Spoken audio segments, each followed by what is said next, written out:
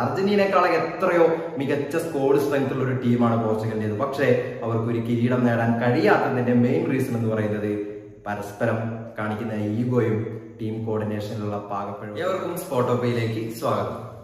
Portugal തുർക്കി മത്സരം കഴിഞ്ഞു നിൽക്കുമ്പോൾ ഒരുപാട് ചോദ്യങ്ങളാണ് നമ്മുടെ മുന്നിലേക്ക് വന്നു നിൽക്കുന്നത്. ഒന്നാമത്തെ ചോദ്യം എന്ന് പറയുന്നത്, എന്തുകൊണ്ടാണ് ക്രിസ്ത്യാനോയെ ഇതുപോലെ പോർച്ചുഗൽ ടീം അംഗങ്ങൾ ട്രീറ്റ് ചെയ്യുന്നു എന്നുള്ളതാണ് ഒന്നാമത്തെ ചോദ്യം. രണ്ടാമത്തെ കാര്യം എന്ന് പറയുന്നത്, ഇപ്പോൾ അർജന്റീന ലെജൻഡ് ആയിട്ടുള്ള ലയണൽ മെസ്സിയെ അർജന്റീന ടീമിലെ ഓരോ പ്ലേയേഴ്സും എങ്ങനെ ട്രീറ്റ് ചെയ്യുന്നു എന്നുള്ളതൊക്കെ നമുക്കറിയാവുന്ന ഒരു കാര്യമാണ്. അപ്പൊ അതുപോലെ തന്നെ അതിനൊപ്പം നിൽക്കുന്ന ഒരു ടാലന്റ് ഉള്ള ഒരു പ്ലെയറാണ് ക്രിസ്ത്യാനോ റൊണാൾഡോ. പക്ഷേ എന്തുകൊണ്ട് ക്രിസ്ത്യാനോ റൊണാൾഡോയെ ആ ഒരു രീതിയിൽ ട്രീറ്റ് ചെയ്യാൻ പോർച്ചുഗൽ ടീം അംഗങ്ങൾക്ക് കഴിയുന്നില്ല എന്നുള്ളതാണ് മറ്റൊരു ചോദ്യം. മൂന്നാമത്തെ ചോദ്യം എന്ന് പറയുന്നത്, നമുക്കറിയാവുന്ന ഒരു കാര്യമാണ്, ഫ്രാൻസ് കഴിഞ്ഞാൽ യൂറോ കപ്പിൽ തന്നെ ഫ്രാൻസ് കഴിഞ്ഞാൽ ഏറ്റവും കൂടുതൽ സ്ക്വാഡ് സ്ട്രെങ്ത് ഉള്ള ഒരു ടീമാണ് പോർച്ചുഗൽ. പക്ഷേ അവർക്ക് എന്തുകൊണ്ട് ഒരു മേജർ കിരീടം നേടാൻ കഴിയുന്നില്ല? വേൾഡ് കപ്പിൽ അവർക്ക് നിരാശകരമായിട്ടൊരു പടിയിറക്കാണ് ഉണ്ടായിട്ടുള്ളത്. അതുപോലെ തന്നെ ഇപ്പോൾ യൂറോ കപ്പിൽ എത്തി നിൽക്കുമ്പോഴും എന്തുകൊണ്ട് ഇത്രത്തോളം വലിയൊരു സ്ക്വാഡ് സ്ട്രെങ്ത് ഉള്ള ഒരു പോർച്ചുഗൽ ടീമിന് ഒരു കിരീടം ക്രിസ്ത്യാനോ റൊണാൾഡോയ്ക്ക് നേടിക്കൊടുക്കാൻ കഴിയുന്നില്ല എന്നുള്ളതാണ്. അങ്ങനെ ഒരുപാട് ചോദ്യങ്ങൾ അവശേഷിച്ചുകൊണ്ടാണ് പോർച്ചുഗൽ തുർക്കി മത്സരം അവസാനിക്കുന്നത്. അപ്പോൾ നിങ്ങൾക്കും ഇതിൽ വ്യത്യസ്തകരമായ ഒരുപാട് അഭിപ്രായങ്ങളൊക്കെ ഉണ്ടാവാം. ഇത് എൻ്റേത് മാത്രമായിട്ടുള്ള ഒരു അഭിപ്രായമാണ്. ഞാനൊരു ലയണൽ മെസ്സി ഫാന് കൂടിയാണ്. അപ്പോൾ ക്രിസ്ത്യാനോ റൊണാൾഡോയെ കുറിച്ച് അവരെ ഇങ്ങനെ പല രീതിയിൽ ട്രീറ്റ് ചെയ്യുന്നൊക്കെ കാണുമ്പോൾ നമുക്ക് തന്നെ ഒരുപാട് വിഷമമുണ്ട്. അപ്പൊ അത് പറയുക എന്നുള്ളതാണ് എൻ്റെ ഈ ഒരു വീഡിയോയുടെ ഒരു ഉദ്ദേശം എന്ന് പറയുന്നത്. അപ്പോൾ നമുക്ക് ക്രിസ്ത്യാനോ റൊണാൾഡോയിലേക്ക് വന്നു കഴിഞ്ഞാൽ, ക്രിസ്ത്യാനോ റൊണാൾഡോ എന്ന് പറയുന്ന ഒരു ലെജൻഡ്, അദ്ദേഹം നമുക്കറിയാം, അദ്ദേഹം പടുത്തെടുത്തൊരു സാമ്രാജ്യമാണ് പോർച്ചുഗൽ എന്ന് പറയുന്ന ഒരു ടീം. അദ്ദേഹം കളിച്ചും കളിപ്പിച്ചും ഒക്കെ കൊണ്ടുവന്നൊരു പോർച്ചുഗൽ ടീം. ആ ടീമിന് ഇപ്പോൾ എന്ത് സംഭവിക്കുന്നു എന്നുള്ളതാണ്. പ്രത്യേകിച്ച് നമ്മൾ തുർക്കി മത്സരത്തിൽ നമ്മൾ കണ്ടു കഴിഞ്ഞാൽ ബ്രൂണോ ഫെർണാണ്ടസിന് കിട്ടുന്ന ഒരു സുവർണ അവസരം, അദ്ദേഹം ക്രിസ്ത്യാനോ റൊണാൾഡോ അപ്പുറത്ത് നിൽക്കുന്നുണ്ട്. പക്ഷേ അദ്ദേഹത്തിന് പാസ് കൊടുക്കാൻ പോലും ബ്രൂണോ ഫെർണാണ്ടസ് തയ്യാറാകുന്നില്ല എന്നുള്ളതാണ്. അതേ ഒരു കേസ് നമ്മൾ സിൽവയുടെ കേസിലും കണ്ടിട്ടുള്ള ഒരു കാര്യമാണ്. അതുപോലെ തന്നെ ക്യാൻസലോയ്ക്ക് നല്ലൊരു ചാൻസ് കിട്ടുന്നുണ്ടായിരുന്നു.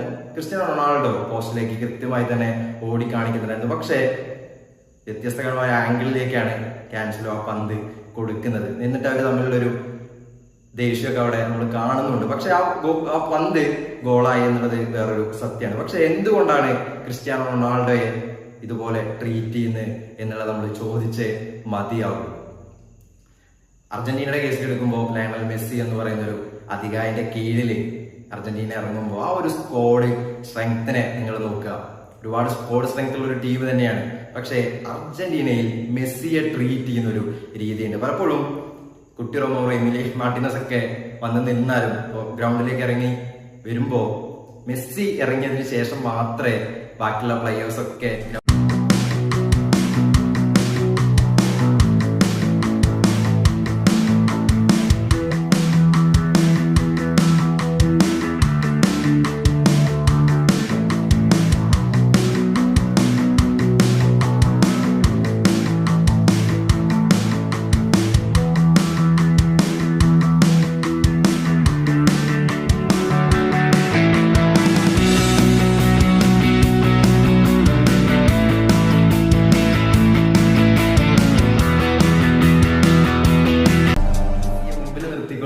ബാക്കിയുള്ള പ്ലേയേഴ്സിനെയൊക്കെ പിന്നിലാക്കിക്കൊണ്ടാണ് അവർ നടന്നു വരിക. അത് കാണാൻ തന്നെ എന്ത് ചേലാണ് എന്നുള്ളതാണ്.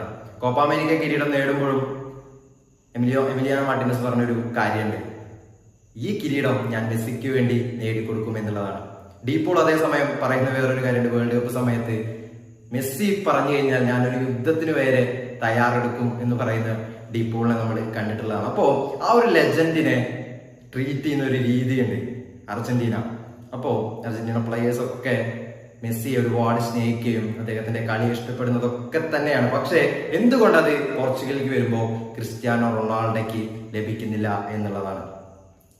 അയാളുടെ അന്താരാഷ്ട്ര കരിയർ ഒന്ന് എടുത്തു നോക്കുക. 116 കളികളിൽ നിന്ന് 118 ഗോളുകൾ അദ്ദേഹം സ്വന്തമാക്കി. അദ്ദേഹം 2016 സീസണിൽ യൂറോ കപ്പ് നേടിക്കൊടുക്കുന്നതിൽ നിർണായക പങ്കുവച്ചു. 2019 UEFA നാഷണൽസ് ലീഗ് നേടിക്കൊടുക്കുന്നതിലും നിർണായക പങ്കുവച്ചൊരു താരം കൂടിയാണ് ക്രിസ്ത്യാനോ റൊണാൾഡോ. നമ്മൾ ചെറുപ്പത്തിൽ നമ്മൾ കളി കാണുമ്പോൾ നമ്മുടെയൊക്കെ ആരാധകർ എന്ന് പറയുന്നത് അർജന്റീന, ബ്രസീൽ ആരാധകർ മാത്രമായിരിക്കും. അതിനപ്പുറത്ത് പോർച്ചുഗലിന്റെ ഒരു സാമ്രാജ്യം ലോകത്ത് ഉണ്ടാക്കി കൊടുത്ത താരം കൂടിയാണ് ക്രിസ്ത്യാനോ റൊണാൾഡോ എന്ന് പറയുന്നത്. ആ താരത്തിനെ മറന്നുകൊണ്ടാണ് ഇതിൽ ഓരോ പ്ലേയേഴ്സും പെരുമാറുന്നത് എന്നുള്ളതാണ് വാസ്തവപരമായ കാര്യം. മാഞ്ചസ്റ്റർ യുണൈറ്റഡിൽ നിന്ന് ക്രിസ്ത്യാനോ റൊണാൾഡോ പോകുമ്പോൾ ബ്രൂണോ പറയുന്ന ഒരു കാര്യമുണ്ട്, ഇപ്പോഴാണ് it's like A team, now it's like A team എന്നാണ് പറയുന്നത്. അതായത് ക്രിസ്ത്യാനോ റൊണാൾഡോയെ വ്യക്തമായിട്ട് ഡിസ്റെസ്പെക്ട് ചെയ്യുന്നത് നമ്മൾ കണ്ടിട്ടുള്ള ഒരു കാര്യമാണ്. അപ്പോൾ അങ്ങനെ പല രീതിയിൽ അതിൽ ഓരോ ടീം അംഗങ്ങളും ക്രിസ്ത്യാനോ റൊണാൾഡോയുടെ പെരുമാറുന്നത് നമ്മൾ കണ്ടിട്ടാണ്. ബെഞ്ചിൽ ഇരുത്തുന്നത് വരെ നമ്മൾ 2022 വേൾഡ് കപ്പിൽ കണ്ടു. അദ്ദേഹത്തിന് കഴിവ്, ഗോളുകൾ അടിക്കാനുള്ള കഴിവ് ഇല്ല എന്നുള്ളതല്ല, പക്ഷെ അദ്ദേഹത്തെ പോലൊരു ലെജൻഡിനെ നമ്മൾ ബെഞ്ചിൽ ഇരുത്തി അദ്ദേഹത്തെ ഡിസ്റെസ്പെക്ട് ചെയ്യുമ്പോൾ നമ്മൾ എന്താണ് ആ ഒരു മനുഷ്യനോട് ചെയ്യുന്നത് എന്നതുകൂടി നമ്മൾ ആലോചിക്കേണ്ടതുണ്ട്. 2022 വേൾഡ് കപ്പിൽ മൊറോക്കോയ്ക്കെതിരെ സെക്കൻഡ് ഹാഫിലാണ് പുള്ളിക്കാരൻ ഗ്രൗണ്ടിലേക്ക് ഇറങ്ങുന്നത്. അപ്പൊ പെപ്പെ ഓടി വന്നുകൊണ്ട് തന്റെ ആംബാൻഡ് ക്രിസ്ത്യാനോ റൊണാൾഡോയ്ക്ക് കൈമാറുന്നുണ്ട്. പെപ്പെ ആരാധിക്കുന്ന പോലെ, സ്നേഹിക്കുന്ന പോലെ ക്രിസ്ത്യാനോ റൊണാൾഡോയെ എന്തുകൊണ്ട് ആരും സ്നേഹിക്കുന്നില്ല? എന്തുകൊണ്ട് അവർക്കൊരു ടീമായിട്ട് പ്രവർത്തിക്കാൻ കഴിയുന്നില്ല? അങ്ങനെ ഒരുപാട് ചോദ്യങ്ങളൊക്കെ അവശേഷിച്ചുകൊണ്ട് കൂടിയാണ് ഈ തുർക്കി മത്സരം അവസാനിക്കുന്നത്. മൊറോക്കയുടെ തോൽവിക്ക് ശേഷം അദ്ദേഹം കളം വിട്ട് ഡഗൌട്ടിലേക്ക് നടന്നു പോകുന്നുണ്ട്. അദ്ദേഹം കരഞ്ഞുകൊണ്ടാണ് നടന്നു പോകുന്നത്. പക്ഷേ മൊറോക്കൻ പ്ലേയേഴ്സ് അദ്ദേഹത്തിന്റെ ആ ഒരു വലിപ്പമൊക്കെ മനസ്സിലാക്കിക്കൊണ്ട് ക്രിസ്ത്യാനോ റൊണാൾഡോയെ ഒന്ന് ആശ്വസിപ്പിക്കുന്നുണ്ട്. സാന്റോസ് മാത്രമാണ്, പോർച്ചുഗലിലെ കോച്ചായിട്ടുള്ള സാന്റോസ് മാത്രമാണ് ക്രിസ്ത്യാനോ റൊണാൾഡോയെ ആശ്വസിപ്പിക്കാൻ വരുന്നത്. പക്ഷെ മറ്റുള്ള പ്ലേയേഴ്സ് ഒന്നും ക്രിസ്ത്യാനോ റൊണാൾഡോയെ ഒന്ന് കെട്ടിപ്പിടിക്കാൻ, ഒന്ന് വാരി പുണരാൻ പോലും തയ്യാറാകുന്നില്ല എന്നുള്ളത് നമ്മൾ മനസ്സിലാക്കേണ്ട കാര്യമാണ്. അതേസമയം ലയണൽ മെസ്സി അവിടെ കോപ്പ അമേരിക്ക നേടി ഗ്രൗണ്ടിൽ നിലത്തിരുന്ന് കരയുമ്പോൾ 11 പ്ലേയേഴ്സും വന്ന് അദ്ദേഹത്തെ കെട്ടിപ്പിടിച്ചുകൊണ്ട് മുത്തം വെക്കുന്നു, കെട്ടിപ്പിടിക്കുന്നു, അദ്ദേഹത്തിന്റെ കണ്ണീരിനൊപ്പം പങ്കുചേരുന്നു. ഇതൊക്കെ നമ്മൾ കണ്ടിട്ടുള്ള കാര്യമാണ്. അപ്പോൾ ഇങ്ങനെ ഇത്രമാത്രം ഡിസ്റെസ്പെക്ട് ചെയ്യാൻ മാത്രം ക്രിസ്ത്യാനോ റൊണാൾഡോ എന്ത് ചെയ്തു എന്നതാണ് പല ആരാധകരും പറയും. അത് അദ്ദേഹത്തിന്റെ ഒരു ആറ്റിറ്റ്യൂഡ് കൊണ്ട് മാത്രമാണ് ക്രിസ്ത്യാനോ റൊണാൾഡോ അങ്ങനെ ട്രീറ്റ് ചെയ്യുന്നു എന്നുള്ളത് കുറെ ആരാധകരൊക്കെ പറഞ്ഞ് കേട്ടിട്ടുണ്ട്. ബ്രൂണോ ഫെർണാണ്ടസും കാൻസലോ പോലെയുള്ള പല പ്ലേയേഴ്സും പല ഇന്റർവ്യൂകളിലും നമ്മൾ അങ്ങനെ പറഞ്ഞ് ശ്രദ്ധിച്ചിട്ടുണ്ട്. പക്ഷേ എന്തുകൊണ്ടാണ് ആ ഒരു ആറ്റിറ്റ്യൂഡ് കൊണ്ട് മാത്രം അദ്ദേഹത്തെ നമ്മൾ തരം താഴ്ത്തേണ്ടതുണ്ടോ? നിങ്ങൾ ആലോചിച്ച് നോക്കുക. പല കളികളും അദ്ദേഹം തിരിച്ചു പിടിക്കുന്നത് അദ്ദേഹത്തിന് ആ ഒരു ആറ്റിറ്റ്യൂഡ് ഉള്ളത് കൊണ്ട് മാത്രമാണ്. അദ്ദേഹം ഗോൾ വലയ്ക്ക് മുന്നിലെത്തി നിൽക്കുമ്പോൾ അദ്ദേഹത്തിന്റെ കോൺഫിഡൻസും ഒക്കെ വളരെ ബൂസ്റ്റ് ചെയ്യുന്നത് നമ്മൾ കണ്ടിട്ടുള്ളതാണ്. അത് അദ്ദേഹത്തിന്റെ ആറ്റിറ്റ്യൂഡ് മാത്രമല്ല, അത് അദ്ദേഹത്തിന് കളിയോടുള്ള പാഷനാണ് എന്നുള്ളതാണ് നമ്മൾ മനസ്സിലാക്കേണ്ടത്. ഗോൾ അടിക്കാനും ഗോൾ അടിപ്പിക്കാനും ഒക്കെ ആ ടീം വിജയിക്കുക എന്നുള്ളതാണ് ക്രിസ്ത്യാനോ റൊണാൾഡോയെ സംബന്ധിച്ചിടത്തോളം ഏറ്റവും വലിയ ഒരു കാര്യം. അത് 2016 യൂറോ കപ്പിൽ നമ്മൾ കണ്ടിട്ടുള്ളതാണ്. 17-ാം മിനിറ്റിൽ അദ്ദേഹം പരിക്കായി ഡഗൌട്ടിലേക്ക് പോകുന്നുണ്ട്, ബെഞ്ചിലേക്ക്. നമ്മളെല്ലാവരും വിചാരിച്ചു ക്രിസ്ത്യാനോ റൊണാൾഡോ അവിടെ ബെഞ്ചിൽ ഇരിക്കത്തേ ഉള്ളൂ. പക്ഷേ ക്രിസ്ത്യാനോ റൊണാൾഡോ ആ ബെഞ്ചിൽ നിന്ന് എണീറ്റ് വന്ന് എല്ലാ പ്ലേയേഴ്സിനെ ബൂസ്റ്റ് ചെയ്യുന്നതും ഇന്റർവെൽ സമയത്തായാലും ഫസ്റ്റ് ഹാഫ് ആയാലും സെക്കൻഡ് ഹാഫിലൊക്കെ സമയത്ത് ഓരോ പ്ലേയേഴ്സിനെ പോയി ചെന്ന് കണ്ട് ബൂസ്റ്റ് ചെയ്യുന്നതും ആത്മവിശ്വാസം കൊടുക്കുന്നതും ഒക്കെ നമ്മൾ കണ്ടിട്ടുള്ളതാണ്. അങ്ങനെ 2016 യൂറോ കപ്പ് കിരീടം അവർ സ്വന്തമാക്കുകയും ചെയ്തു. അദ്ദേഹത്തിന്റെ ആ യൂറോ കപ്പിലെ ഒരു കളി നമുക്ക് മറക്കാൻ പറ്റില്ലല്ലോ. അപ്പൊ അങ്ങനെ എല്ലാ കളിക്കാരെയും ബൂസ്റ്റ് ചെയ്യുന്നതൊക്കെ അദ്ദേഹത്തിന് വളരെ ഇഷ്ടമുള്ള ഒരു കാര്യമാണ്. ഒരു ബാലൺ ഡി ഓർ നേടുന്നതിനേക്കാളൊക്കെ ഏറെ എന്നെ സന്തോഷിപ്പിക്കുന്നത് ഒരു രാജ്യത്തിന് വേണ്ടി ഒരു കിരീടം നേടുക എന്നുള്ളതാണ് അദ്ദേഹം എപ്പോഴും പറയുന്ന ഒരു കാര്യം കൂടിയാണ്. അങ്ങനെ ഒരുപാട് കാര്യങ്ങൾ നമ്മൾ ഈ ക്രിസ്ത്യാനോ റൊണാൾഡോയെ സംബന്ധിച്ചിടത്തോളം ഉണ്ട് എന്നുള്ളതാണ്.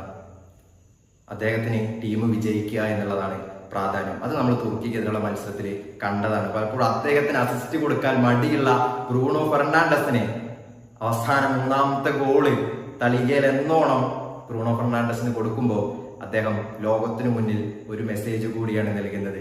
ഒരു ടീം വിജയിക്കാൻ വേണ്ടത് ഗോളുകളോ അസിസ്റ്റുകളോ മാത്രമല്ല, അതിൽ ടീമിന്റെ ഒരു കോർഡിനേഷൻ കൂടി ആണ് എന്നുള്ളത് ഒരിക്കൽ കൂടി അദ്ദേഹം ബ്രൂണോ ഫെർണാണ്ടസിനെ ഓർമ്മിപ്പിക്കുകയാണ്.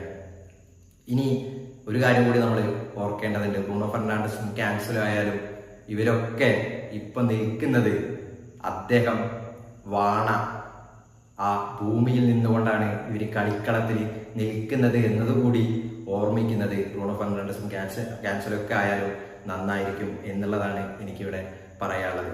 അടുത്തത് ഇവരുടെ സ്ക്വാഡിനെ കുറിച്ചാണ്. നമ്മൾ അവരുടെ സ്ക്വാഡിനെ ഒന്ന് എടുത്തു നോക്കുക. കോസ്റ്റ മുതൽ അവരുടെ ഗോളി മുതൽ അവരെടുത്തു നോക്കുക. എത്ര വലിയ സ്ക്വാഡ് സ്ട്രെങ്ത് ആണ് അവർക്കുള്ളത്. റൂബൻ ഡയാസ് ഉണ്ട്, പെപ്പ ഉണ്ട്, ഡെലോട്ട് ഉണ്ട്, ക്യാൻസൽ ഉണ്ട്, മെൻഡസ് ഉണ്ട്. അതുപോലെ തന്നെ അവരുടെ ഡിഫൻസീവ് മിഡ്ഫീൽഡ് വിറ്റിൻ ഉണ്ട്, പെരേര ഉണ്ട്, അതുപോലെ തന്നെ സിൽവ ഉണ്ട്, ബ്രൂണോ ഫെർണാണ്ടസ് ഉണ്ട്, റാഫേൽ ലിയോ ഉണ്ട്, ഡിയാഗോ ജോട്ട ഉണ്ട്, ക്രിസ്ത്യാനോ റൊണാൾഡോ ഉണ്ട്, റാമോസ് ഉണ്ട്. അങ്ങനെ പേര് കേട്ട ഒരു ടീമാണ് അവരുടേത്.